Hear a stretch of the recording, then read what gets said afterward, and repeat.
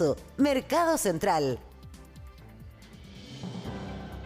Bueno, la semana estuvo marcada obviamente por el fin del trámite en la Cámara Baja de la reforma previsional y la presentación del proyecto de cumplimiento tributario. Esas son las dos, diríamos, como los dos hitos que han marcado esta semana en términos, y claro, noticias importantes en términos económicos, que tienen afectación económica. Así que para hablar de ambos temas nos acompaña a esta hora en Mercado Central el ministro de Hacienda, Mario Marcel. Ministro, ¿cómo está? Muy buenos días. Muy buenos días, ministro. Muy buenos días, Connie y Gabriela, y buenos días a todos los auditores y auditoras esta mañana.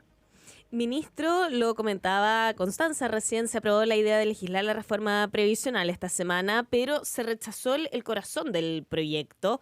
¿Qué viene ahora? La idea sería avanzar con lo que fue aprobado, con la PGU, el autopréstamo, los otros elementos, mientras se negocien los apoyos por el alza de la cotización. Bueno, a ver, para tener un balance, el proyecto de reforma previsional que se votó en la Cámara de Diputados contenía más o menos 21 temas, que incluían el aumento de la PGU, incluían el cambio en la industria, la división de la industria, incluían el cambio en la forma de aplicar las comisiones. De esos 21 temas, 19 fueron aprobados. Sí. Uno fue aprobado parcialmente y otro fue rechazado. Ese que fue rechazado es el que se refiere a la cotización adicional de 6% de los empleadores y su distribución. Claro. Entonces ese es el balance. Ya, pero ministro, pero convengamos que ese uno, digamos, que se rechazó, que usted está describiendo, versus los otros que se aprobaron, ese uno no es cualquier un artículo que se rechazó, podemos decir, uno de los artículos más importantes. Hay algunos que dicen que es el corazón de la reforma, pero no sé si es el corazón, pero evidentemente es uno de los artículos más importantes de la reforma, ¿no? Por supuesto que es uno de los componentes más importantes de la reforma, es el que ha generado más discusión porque es en torno al cual ha habido más opiniones y más propuestas alternativas, fuera que se aprobara o no se aprobara en la Cámara de Diputados, sin duda iba a estar en el centro de iba a ser uno de los temas centrales de la discusión en el Senado, y así efectivamente va a ser, porque por supuesto que el Ejecutivo va a reponer la propuesta y estará abierto a la discusión con los senadores, estará dispuesto a escuchar las alternativas que planteen los senadores y buscará los acuerdos correspondientes. Pero respecto de los restantes 18 temas, yo creo que es importante entender, especialmente para los auditores que a veces no conocen bien cómo funciona el proceso legislativo, que cuando hay algo que se aprueba en una Cámara, aun cuando la Cámara siguiente tenga una opinión distinta, si esa diferencia de opinión se mantiene, esas diferencias van a una comisión mixta. Y por lo tanto, por ponerlo de una manera simple, eso quiere decir que cuando esos temas fueron aprobados ya quedaron sobre la mesa para efectos de la conformación de la ley final. O sea, no se parte de cero, como dijeron algunos en el Senado, que esto era un cascarón, digamos, sin contenido, y que por lo tanto había que partir de cero en el Senado. Eso es incorrecto, dice usted. O sea, obviamente el Senado va a discutir todos los temas, y en muchos temas puede tener opiniones distintas. Pero si esas opiniones después no son ratificadas por la Cámara y la Cámara insiste en la alternativa que votó, entonces eso irá a una comisión mixta y ahí se resolverán esas diferencias. Claro, ministro, pero una alternativa podría ser entonces seguir avanzando con lo que es PGU, con lo que es autopréstamos y dejar el contenido que fue rechazado como un proyecto separado. No, es todo parte del mismo proyecto.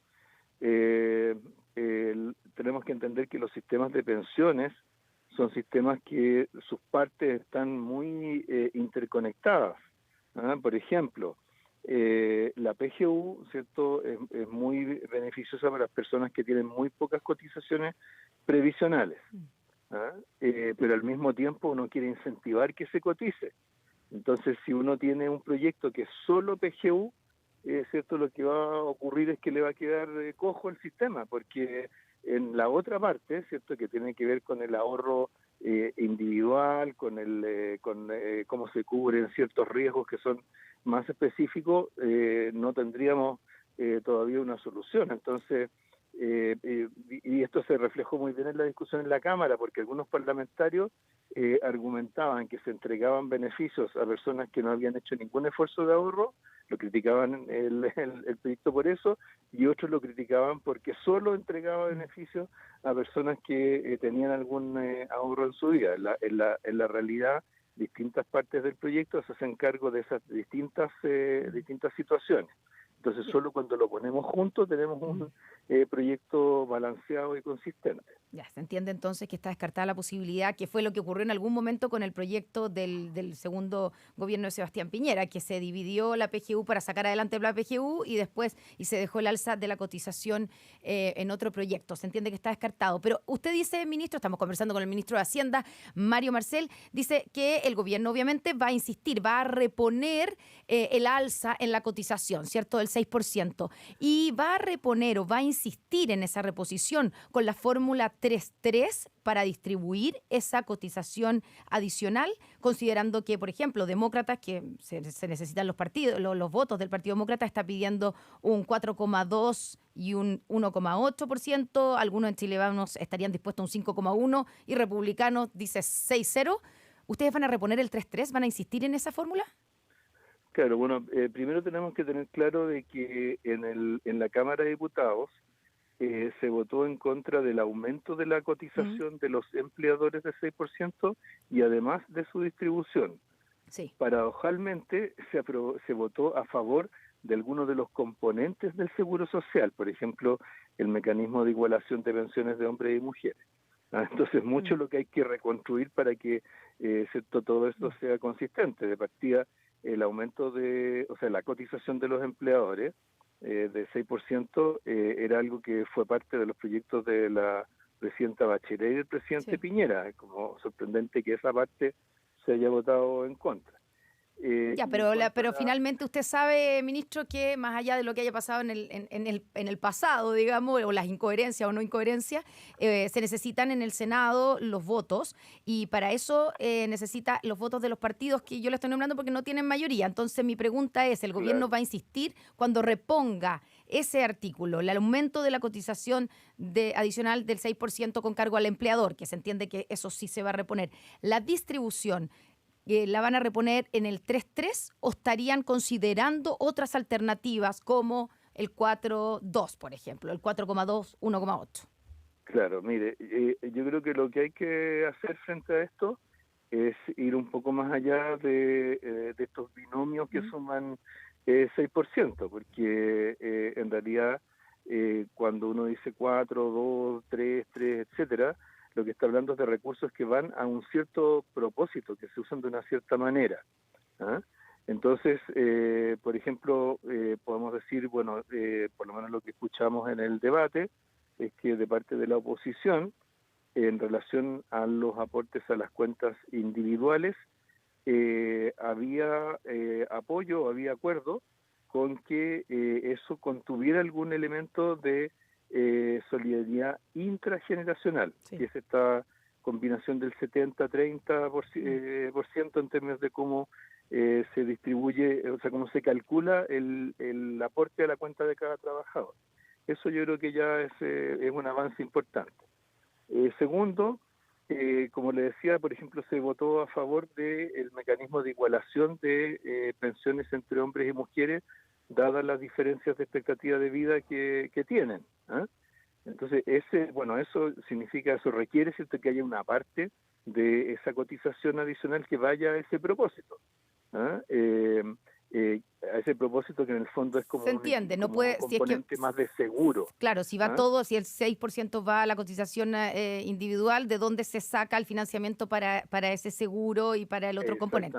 Lo entiendo, pero por eso, ¿cuál va a ser la fórmula que va a proponer el gobierno, ejemplo, ministro? Claro, y también la otra pregunta es si acaso estamos de acuerdo en que haya que mejorar las pensiones de los actuales pensionados y cuál sería, con cuántos recursos se contaría para eso de este 6%.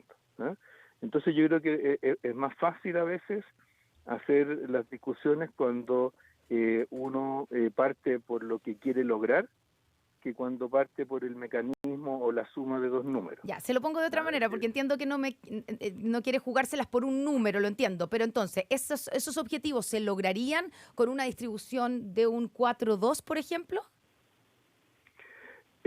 Hay que, como le digo, hay que dimensionar cada una de estas cosas. Pero mire, para ser bien claro, porque Sí. usted en el fondo lo que me pregunta es, ¿el gobierno tiene o no tiene flexibilidad o hay Exacto, estarían ciegamente dispuestos una fórmula? a otra El fórmula. gobierno ha dicho desde un comienzo que no tiene líneas rojas en el proyecto de reforma previsional. Lo que tiene son objetivos claros. Perfecto. Y en virtud de ese criterio de no tener líneas rojas, en la Cámara de Diputados se hicieron al menos 10 modificaciones importantes al proyecto. Nosotros mantenemos esa disposición al diálogo para el debate en el Senado. ¿Por qué tendría que cambiar? Entonces, claro, una cosa es que uno plantee, ¿cierto?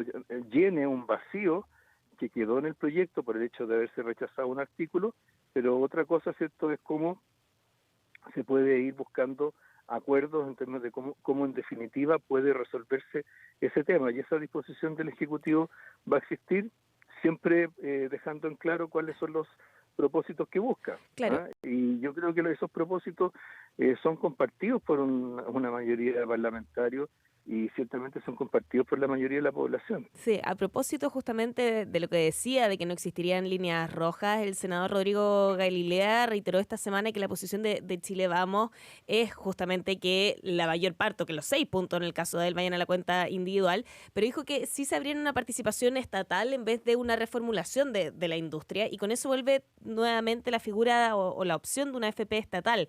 ¿Podría ser eso una fórmula que considere válida el gobierno para aumentar la competencia y bajar las comisiones versus la transformación de la industria y la división de ella? Bueno, a partir de la Cámara de Diputados se aprobó la división de la industria. Pero como una forma de negociar en el Senado ahora. Y, cierto, lo que tenemos que tener claro es, nuevamente, qué es lo que estamos buscando con esto. Lo que se busca con el tema de la división de la industria es generar mayor competencia en la gestión de las inversiones de los fondos de pensiones, y que las personas tengan más alternativas de las cuales elegir, y que esa competencia reduzca los costos y aumente la rentabilidad de los fondos. Claro. Cierto, muchas veces hemos escuchado que la competencia perfecciona, que, en fin, eso es lo que se busca con esto. Entonces, yo no veo en ese tema una gran diferencia en términos de qué es lo que estamos buscando. Y el tema del inversor público siempre ha estado sobre la mesa. De hecho, empezó a discutirse en la época de la reforma del informe que yo de la Comisión Marcel. De la Comisión Marcel. Así que y a veces la misma industria ha dicho que está de acuerdo, así que por supuesto es parte de la ecuación, pero no es la respuesta a todas las necesidades de competencia de la industria. No, ciertamente, pero usted decía también que era necesario mejorar los retornos finalmente para aumentar el pozo, y eso permitiría también subir las pensiones. Ahora, dentro del proyecto no hay un cambio tampoco en el régimen de inversión. Me acuerdo que en el Chile Day se planteó subir los límites para la inversión en activos alternativos, pero eso no ha sucedido. Al parecer todavía está siendo analizado por el Banco Central. ¿Podríamos traer novedades en las indicaciones que se esperan en la reforma en el Senado, o va a ir por otro carril? O sea, en el proyecto hay una simplificación de los límites de inversión. Recordemos que ya en la reforma del 2008 se cambió un esquema en el cual había muchos límites fijados por ley, excepto por un esquema en el cual hay un comité técnico de inversiones que es el que define esos límites. Sí. ¿Cierto? Y por lo tanto esos límites pueden ser más genéricos, más amplios o más específicos. En general creo que hay un acuerdo en que los límites deben ser de carácter más general y dejar más espacio para que los inversores generen sus estrategias de inversión, que sea parte, ¿cierto?, de lo que de aquello con lo cual compiten con otras alternativas de gestión de inversión.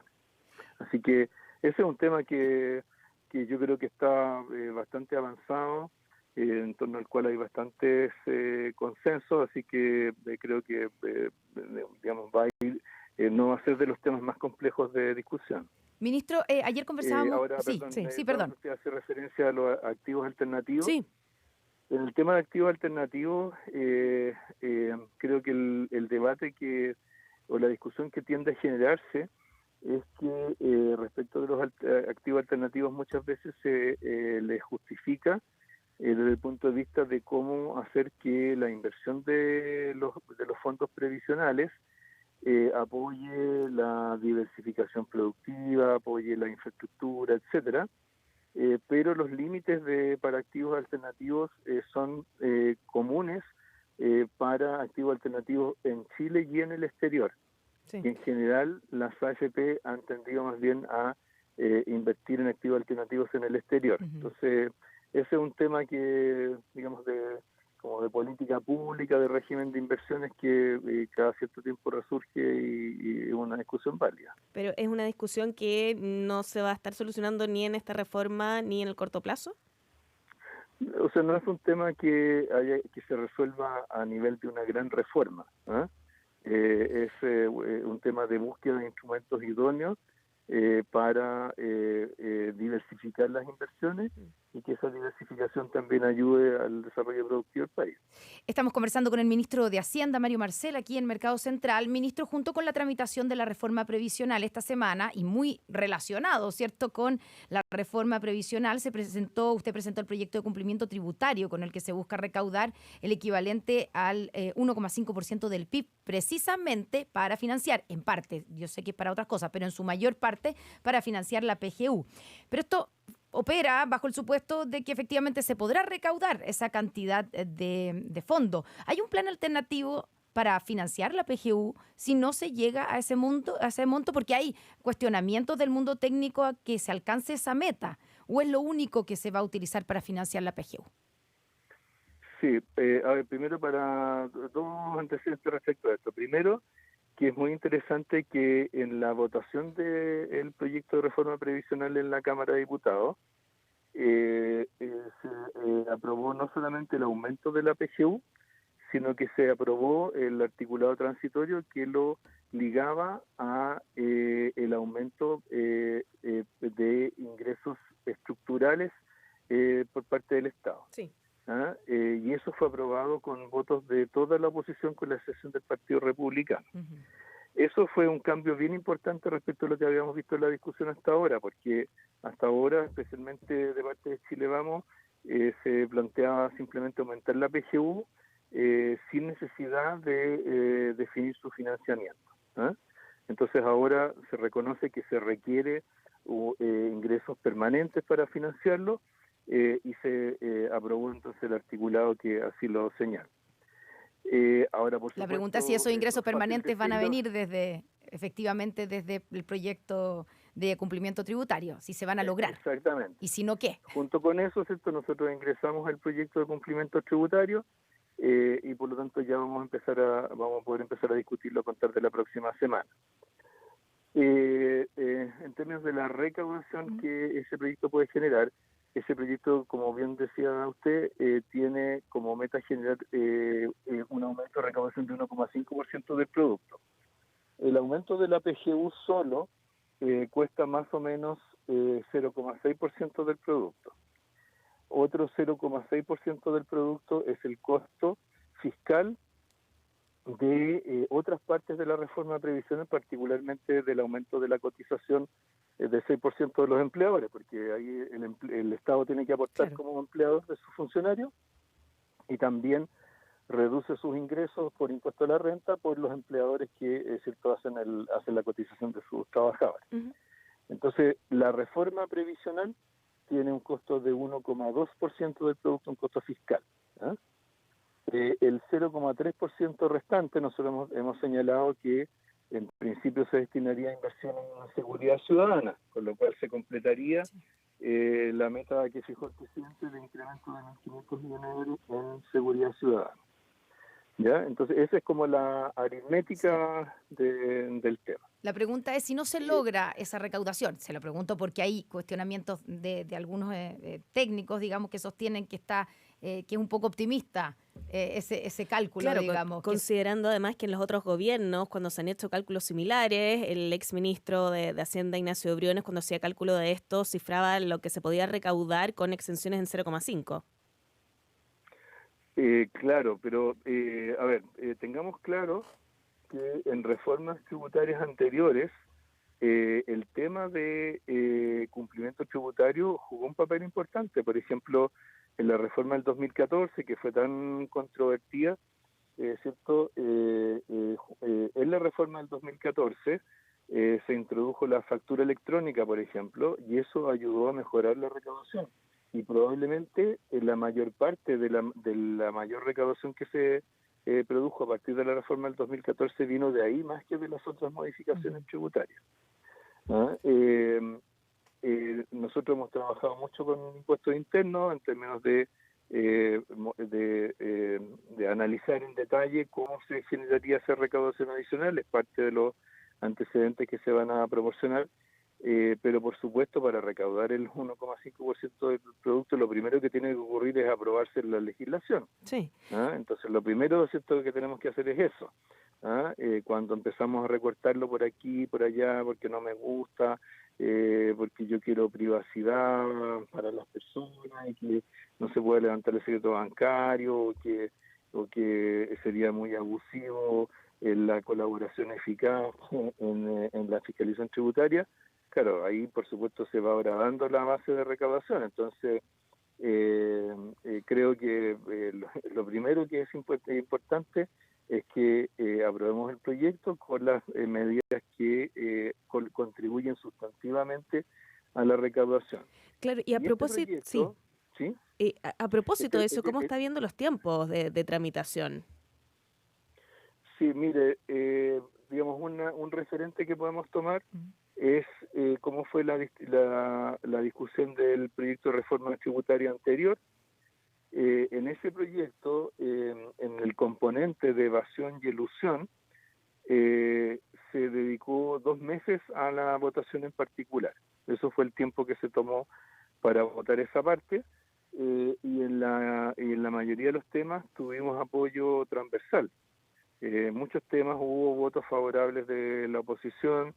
Yo diría que fue un componente bien positivo del proyecto anterior. Desgraciadamente después el rechazo en general no se pudo seguir discutiendo, pero ahora lo tenemos en un proyecto separado, lo tenemos combinado con otros elementos que apuntan a apoyar a los contribuyentes que por desconocimiento, por información, pueden estar subdeclarando sus impuestos, y también lo estamos combinando con algunas medidas que pueden generar más recaudación en el corto plazo, como es cierto el incentivo a la repatriación de capitales o al término de juicios tributarios que están largamente en desarrollo. Ya, o sea, ¿usted confía que se demore lo mismo más o menos, esos mismos 2 meses que se demoró esta parte en ser tramitada en la reforma anterior, ¿cierto?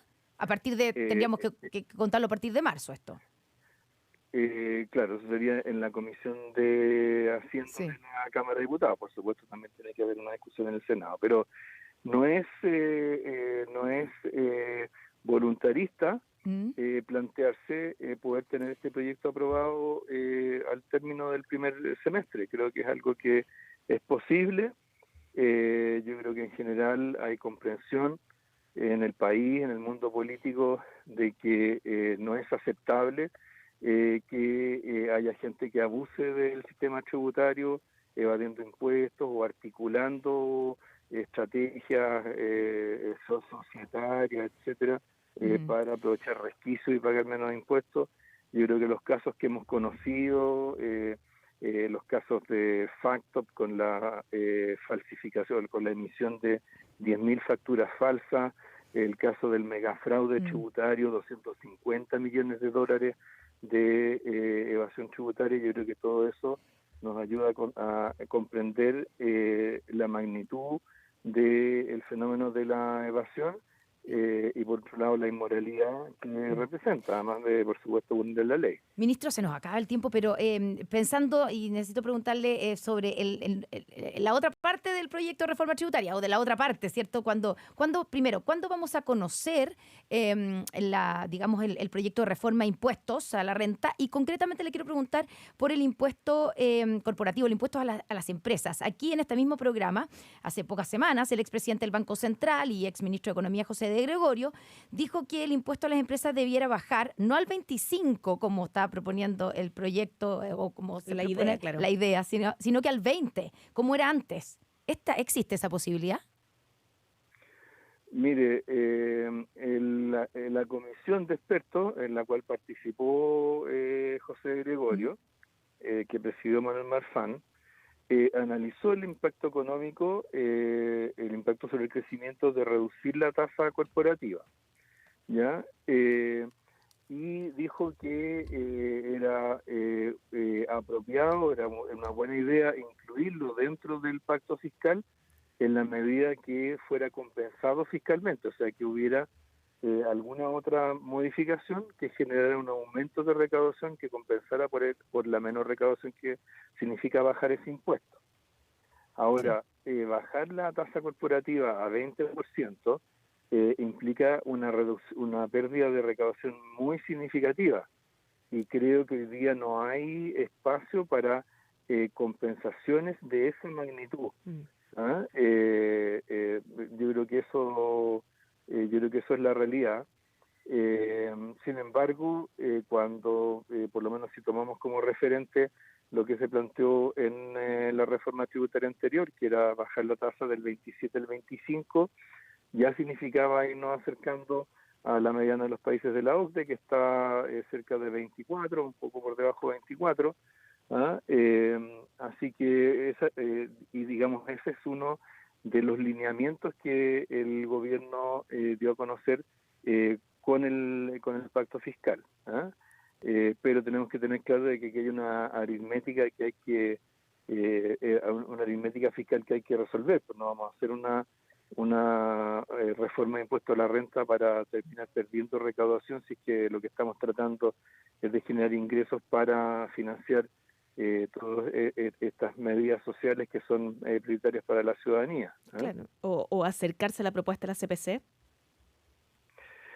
A ver, la propuesta de la CPC incluye un elemento de compensación. Sí, por eso. Y es esta tasa que ellos proponen a la distribución de dividendos entre sociedades. Y eso es algo que nosotros valoramos porque, o sea, es fácil decir, ¿cierto?, bajen los impuestos, que necesitamos ¿cierto?, ser más competitivos, pero otra cosa es hacerse cargo de una realidad, que es que el país necesita recursos para poder invertir en materias sociales, como es, por ejemplo, reducir las listas de espera en los hospitales, ¿cierto?, o invertir en seguridad ciudadana. Entonces, nosotros valoramos el que la CPC haya hecho esa propuesta. Hemos estado intercambiando información con ellos para cuantificarla, precisarla, incorporarla dentro de la discusión de preparación del proyecto de reforma de renta que a todo esto se va a ingresar al Congreso en marzo. Sí, bueno, Para llegar a esa propuesta hay un calendario de reuniones temáticas, dividimos los distintos temas que forman parte de la eventual reforma de impuesto a la renta, y eso se va a estar trabajando durante el próximo mes y medio. Bueno, se viene intenso nuevamente la agenda, ministro. Le agradecemos el tiempo que se tomó aquí con nosotras en Mercado Central. Muy bien, les agradezco mucho el tiempo y sobre todo les deseo un muy buen día a los auditores y auditoras. Muchas gracias, que esté muy bien. Hasta luego. Y gracias a ustedes.